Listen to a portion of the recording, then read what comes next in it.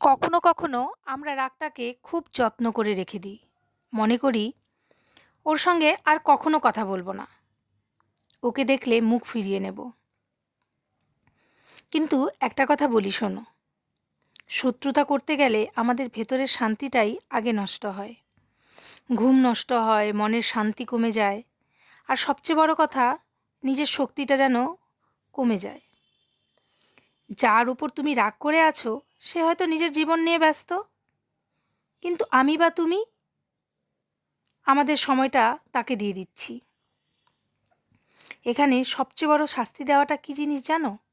চুপ করে যাওয়া, ইগনোর করা। যার কথা আমরা ভাবছি তার কথা মুখে না আনা, তার নামটাও না নেওয়া। কারণ যে তোমার মুখে নেই সে তোমার জীবনেও নেই। তাই চুপচাপ নিজের কাজ করো, নিজের মতো থাকো, নিজের স্বপ্নগুলোকে সাজাও। দেখবে তোমার শান্তিটাই তোমার সবচেয়ে বড় জয় হয়ে উঠবে।